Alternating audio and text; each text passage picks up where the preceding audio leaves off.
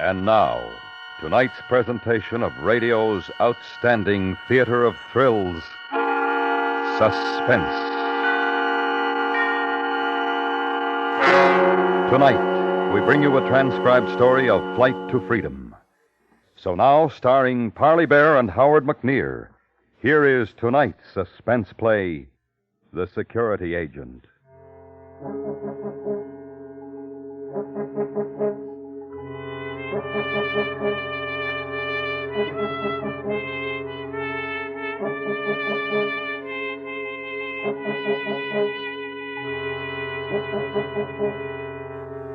The plan was almost laughable in its conception.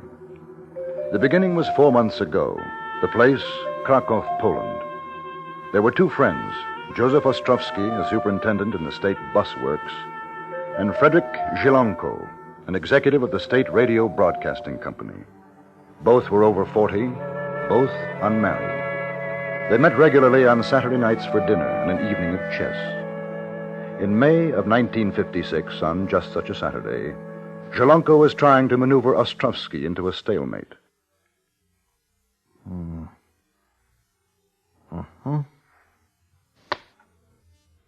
Well, clever. You are learning.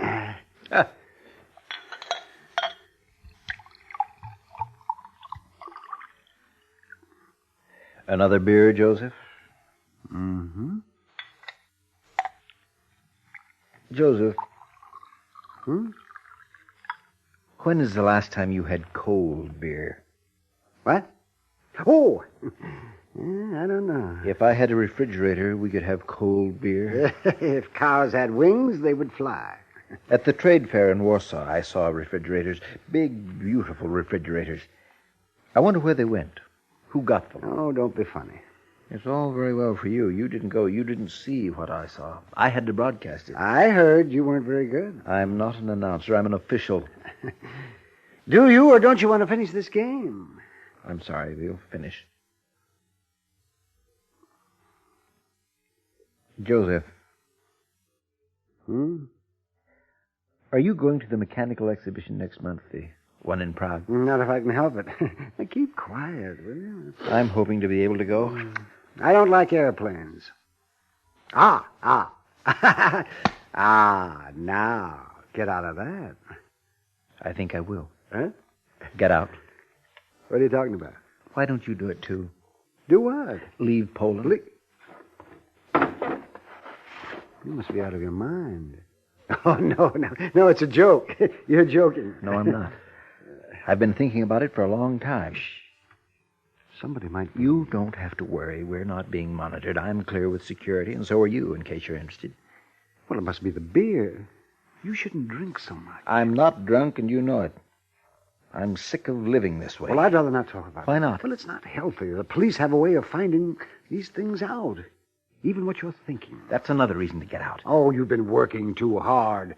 Things aren't so bad here, you know. I don't know.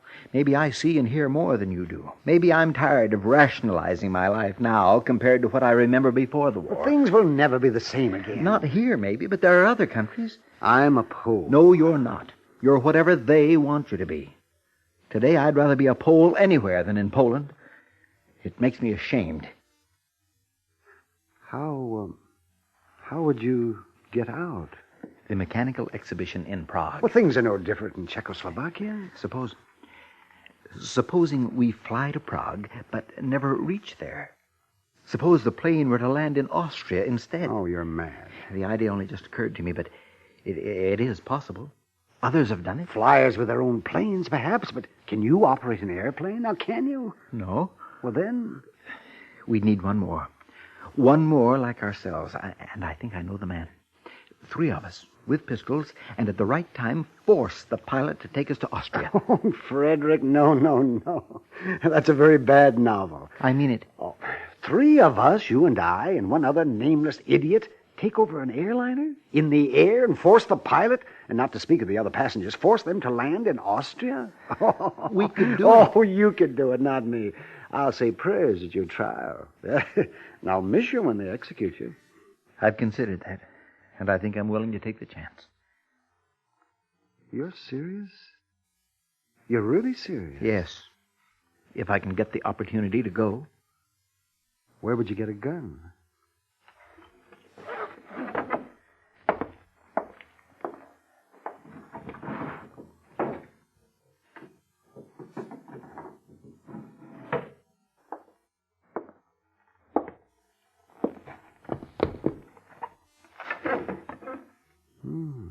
And I can get another.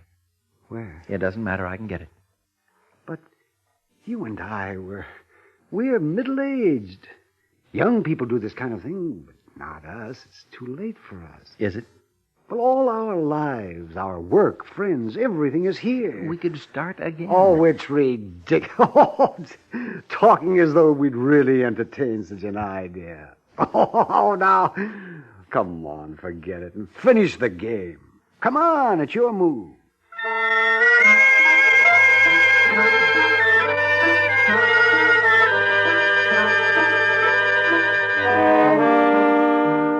A week later, on the following Friday, Frederick Jelenko was called into the office of the manager of the state radio. The man's name was Kojon. He liked Jelenko, and he offered his subordinate a cigar. Jelenko? Comrade Kojon? Jelenko, I've had my eye on you. Oh? I've had my eye on you, and I've been wondering. Something wrong? You puzzled me. In what way? I've wondered why a man of your abilities, your obvious devotion to your work, has not become a party member. Oh. Well, Comrade, I'm afraid I suppose that I'm not well enough politically adjusted. Perhaps I'd rather others make the decisions for me. It makes it a little awkward at this time. You see, there is the mechanical exhibition in Prague. Yes, I know. You are the logical man to send, to supervise our broadcasts, but it's a question of sending you to Czechoslovakia, you see. But, Comrade, surely my record... Oh, you've been cleared by security. No question of that, my friend. No. It's a matter of political expediency. A party member would make a so much better impression with our comrades in Prague. Ah, yes. On the other hand, there's not a man in the company with your qualifications to fulfill the task. Yes, I can see it is a problem. You understand that these objections come from a high source, and believe me, Jelenko, they are not personal. I believe you. Therefore, if I am forced to assign another man, a party member, to accompany you, a man who is outwardly your superior, you would understand. Well, I'm not sure Someone that who can meet the officials in Prague. Someone who can speak as a representative of the state radio. Of course, the technical details would remain in your hands. The power behind the throne, if you will pardon such an expression. Between you and me, my friend, I would not blame you if you declined. Well, I think it over. Of course, it will do no harm as far as your future position is concerned if you were to agree. Well, have they someone in mind for the spokesman? Vladimir Haleski. Haleski? He is a party member. Of course, I understand. Think it over, my friend. I have. I should be honored to represent the state radio and do my best in whatever capacity. Jelenko, I salute you. I may add that you have saved my neck with those in higher places. We can be sure that in your able hands the broadcasts will be successful. I shall make all arrangements. You and Comrade Haleski leave next week. By plane, Comrade? Of course, by plane. Our newest, I should say, our great neighbor's newest and best transport. Thank you, Jelenko. Thank you.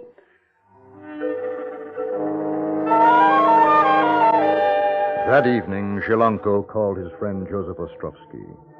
They had not seen or spoken to each other since the preceding Saturday. But Jelenko had made up his mind, now that the chance of escape had become a reality. And he wanted Ostrovsky to join him. An hour later, they were together in Jelenko's rooms. Well, all right, you wouldn't say anything on the phone. Now, what is the mystery? It's settled. They asked me today. They asked, almost begged me to go to Prague. Oh. I leave next week. I want you to come with me. Well, I'm afraid I'll have to, whether I like it or not.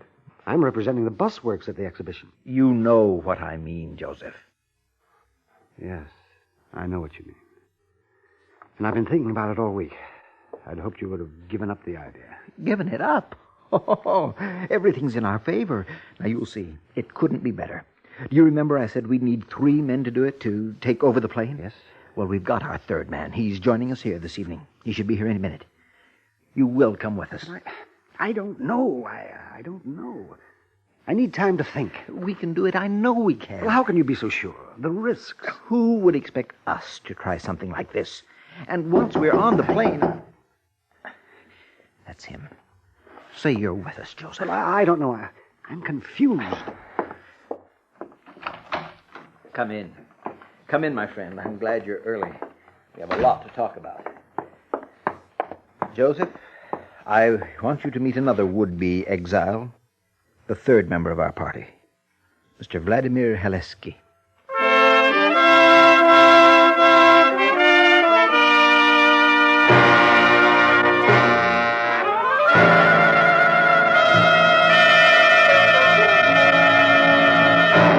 You are listening to The Security Agent, tonight's presentation on radio's outstanding theater of thrills, Suspense.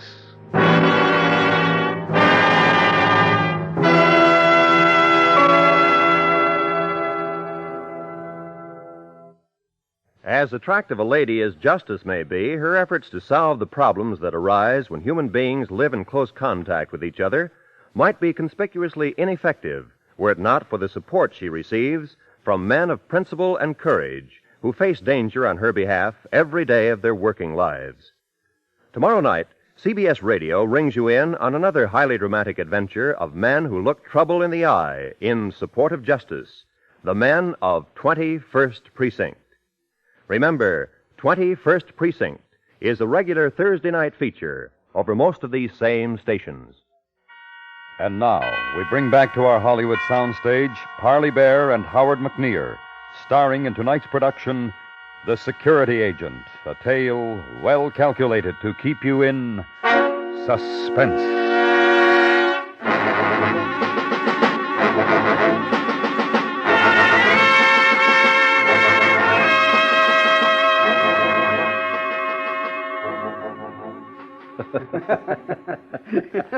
Well, I should be happier if I could understand the joke as well. I'm sorry, Joseph, I'm sorry. You see, they think that they assigned Vladimir to take the trip to Prague, but after I told him of our plan, he was the one who suggested that I was not a fit representative and that he would accompany me. It was Vladimir's idea. You're a party member? They think so. He agreed it is possible. You see, Joseph, I'm not so foolish. Here is a man younger than us. He thinks it can be done. I think it can, yes. Won't be easy, but with a little luck. Here, I brought a map. I'll show you. Now, here, this is the route of our flight to Prague. We're in Krakow here. We fly west to Prague, here. Now, the closest point to Austria is approximately here at Kolin, some 75 to 80 miles from the border. Just before we reach there, that is the time we take over the plane. But what if the pilot sends out a radio alarm? Won't they send up Czech fighters? It's a chance we have to take. I don't think they'd shoot us down anyway. There'll be too many important people going to the exhibition. And if each of us handles our assignments correctly, they'll send no messages. Well, Joseph? I can't talk you out of it. No, my mind's made up. I'm going. All right. Then I have to come with you. They talked and made their plans far into the night. They knew that it might be unwise to be seen together after that until they boarded the plane. It was agreed that only 2 guns would be carried, and both of these by Haleski, who, as a party member, would be least likely to be searched. Once on the plane, a gun would be given to Zhelenko, and the other retained by Haleski. Ostrovsky, by his own admission unused to firearms, would act as liaison between the 2 men once the plane had been taken over. You, Frederick, will keep the passengers in their seats. As far as I know, the plane won't be full. Probably 20, possibly 30, but no more. We'll know that in a day or 2. Now, I'll take care of the pilot's cabin.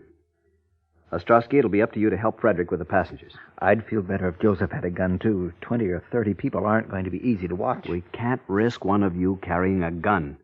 If you search, we're finished before we even take off. All right. Well, then I think there's no more to be said. Good luck to us all. Good luck. Good luck.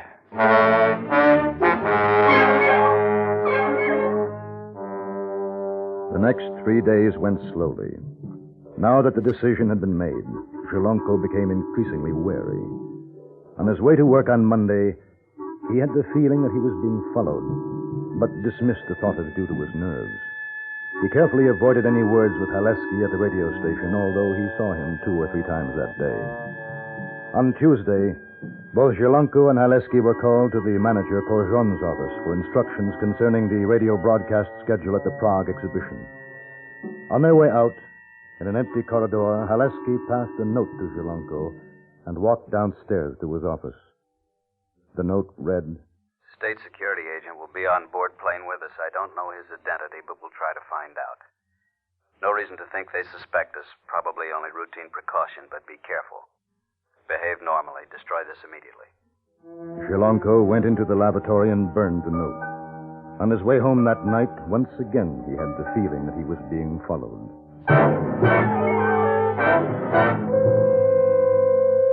On Thursday, the day before he was to leave, Shalonko wrote a letter to his uncle in Warsaw, a man for whom he had great respect and love. He said, in part, You will, I think, understand why I'm doing this. Perhaps there are many of us here in Poland who will agree with me, and others who might think I am a coward, and that if I feel so strongly about freedom, I should stay here and fight for it at home. My dear uncle, if I can accomplish any small thing in the free world, it will be to say the things that need to be said about what is happening here. This, I am convinced, I am more fitted for than taking up the battle on the home front. I fear I would only end up before a firing squad. I have no illusions about my strength as an underground agent. Either I am too afraid or too conscious of my own inadequacies if I stay. I would never be able to fight. I have never been able to. That is why I must leave Poland. Someday, I hope that I shall be able to see you again, as you are the last of my living family. In any event, I shall think of you often, as I trust you will of me, kindly. You must burn this letter, as I should not want you to be involved in the event that I am either caught or that I escape. With fondest regards, your nephew, Frederick.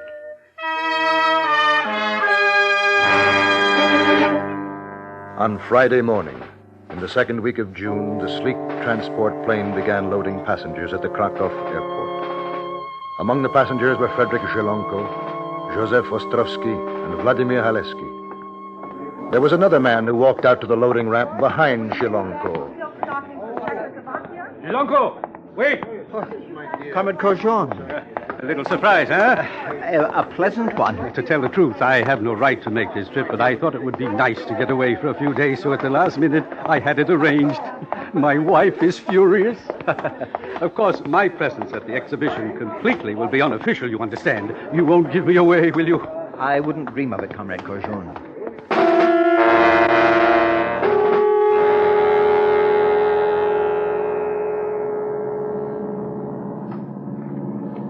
What do you think? About Korjon? I don't know. Surely he couldn't be the security agent. Doubtful, but possible. Do you think he's come along to keep an eye on us? Either that or to drink some good Czech beer. Can you see Joseph? He's 4 seats behind us. Now stop worrying. When I give the signal, he'll follow us forward toward the pilot's cabin. Don't worry. You'd better give me my gun now. Fold your newspaper over your lap. Open it up a bit more. All right. Here. I feel better now. Let's hope you don't have to use it. How much longer do you think? 40 minutes. Relax, sit back. Well, I'm worried about that security agent. Supposing he knows. How can he? Did you tell anybody? No. Did Joseph? Oh, I'm sure not. Then? Vladimir. I did tell one person. What? Yesterday, I wrote a letter to my uncle. Oh, you fool. How could you do such a thing? I wanted to say goodbye. You said goodbye, all right. One or the other of you, that's certain. Yes, but he couldn't have got the letter yet. Well, it's too late now. If security intercepted that letter, we'll know soon enough. It was stupid, wasn't it? Yes, it was stupid. You better shut up. Grosjean's watching us. We shouldn't be too friendly. The plane flew at 10,000 feet over the Czech border. 26 passengers looked down to earth as the announcement was made, and although there was no difference, each thought that he noticed a change in the landscape as the invisible line was crossed. Grosjean moved down the aisle with a glass of vodka in his hand. He smiled benignly at Zhilanko, at Haleski. Well, this is more like it, huh? Away from the humdrum everyday turmoil of the station. Well, lucky. Imagine how many would like to be doing this. Will you join me, gentlemen? A drink? Well, no, thank you. I'm not used to airplanes. Haleski? I think not, comrade. It's too early for me. Oh, well, we make up for it in Prague, huh? He moved away, pink-cheeked, affable, and Zhilanko wondered what his friend Joseph Ostrovsky was thinking and felt sorry for him because he had to sit alone, without a gun. In his seat, Ostrovsky was thinking of Zhilanko and wishing that it was all over.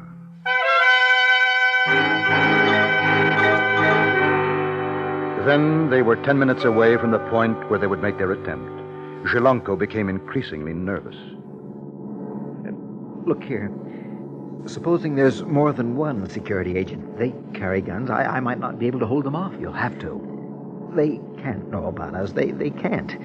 They'd never have allowed us to get on the plane. Don't you think? With the security police, I've learned it's better not to try to guess. You never know. How will you know the pilot's flying the right course to Austria? I told you I'll know. I can fly a plane. Now stop it. You're beginning to make me nervous. I'm sorry. How much more time? 9 minutes. Zhilanko tried to count the seconds and watched them grow into minutes. And suddenly it was time. He felt an elbow nudge his side, and he reached into his pocket for the cold comfort of the gun. His mouth was dry, and he was very afraid. The two men slowly walked forward to the pilot's compartment, and a moment later they were joined by Ostrovsky. All right, I'm going in now. Don't show your gun until you have to, Frederick. And for heaven's sake, try not to use it. Good luck. Yes, good luck. Well, Joseph, it's happening. I know. How do you feel? Sick. There's still time to stop this, you know. Not now. Joseph, that fellow in the third seat back, I don't like the way he might be the one, the security agent. Everybody's looking at us. The attendant will be along in a minute. We're not supposed to be standing here. I wonder what's happening in there. In the pilot's cabin, Vladimir Haleski had worked very quickly. With the pistol butt, he had knocked out the radio operator and was covering the pilot and co-pilot. His orders were terse and to the point. We've taken over the plane. There are more of us taking care of the passengers. You will change your course to the south. If you do as I say, you will not be harmed. If you try to be clever, I'll shoot. I know how to fly this plane, so please don't force me to prove it. We wish to land in Austria. You can make for Krems or Vienna. After we land, you can do as you wish. Stay with us or go on your way. That's up to you. Change course. Now, please. On the other side of the compartment, Zhilanko and Ostrovsky waited, and they felt the plane begin to swing around. The passengers became aware of it, too. What's the matter? Why are we turning? Now we'll see if there's trouble. Don't take out your gun, Frederick. Leave it in your pocket. I've got Listen to. to me, my friend. I've got a gun. You feel it. Now, please don't do anything. You are my dear friend, and I don't want you to be hurt. I tried to stop you from doing this. Joseph. I want to save you because you're my friend. That's why I didn't stop you before. I couldn't let you know. But it's still not too late. Now, help me to take Haleski, and no one needs to know about you. You, the security police. I know what they will do to you. Now, for our friendship, please. You might as well kill me now, Joseph. Zhilanko, what's happening? What's going on? You know anything about this? We're flying to Austria. Austria? What are you talking about? What do you mean by... It doesn't matter anymore. Well, I'm going to put a stop to this. No, don't go in there. There's another. It is questionable, as the cabin door was opened, which of them fired first, Zhilanko or Ostrovsky. The fact remains that one of them was hit and the other was not.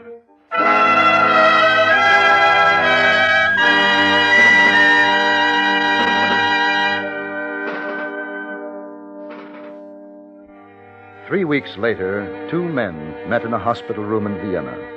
The one, lying thin and pale in bed, was Joseph Ostrowski. The other, his good friend Frederick Jelonko. Well, Joseph, how are you? Better, thank you. I'm sorry that I hurt you. If you had not, you'd be dead now. Yes, I suppose so. You'll be going back soon? As soon as I can get up, yes. Will they do anything to you? I don't know. They might. But I have to go back. Why? Because I must. You could stay here, find asylum with Haleski and me. I don't think your new friends would appreciate the fact that I've been a security agent. Others have done it. I asked you before, Joseph. I'll ask again. Get out. Don't go back. There's nothing for you there. We don't feel the same way about things. You and I. Yes, we do. Otherwise, you couldn't have protected me for as long as you did, knowing the way I felt. Don't you understand? Joseph, please, don't go back. I'll do everything I can to help. I'll think about it.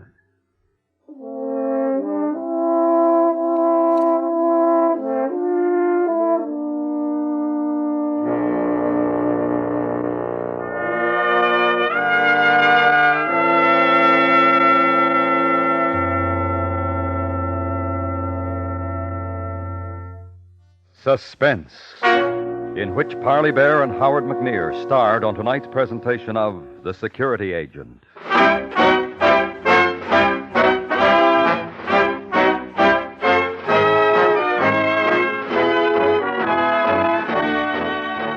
Suspense is produced and transcribed in Hollywood by Anthony Ellis.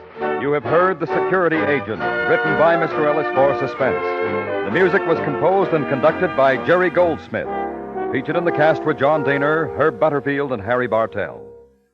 The fact that you meet all of your responsibilities as an adult will in no way keep you from enjoying the magic and charm of fantasies like The Hither and Thither of Danny Dither.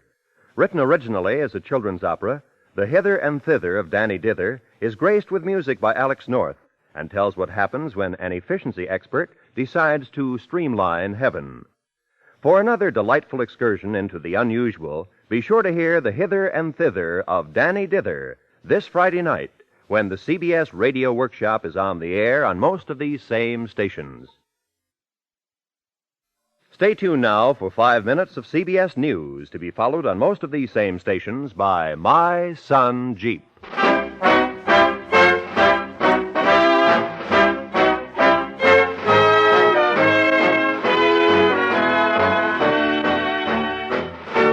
America listens most to the CBS Radio Network.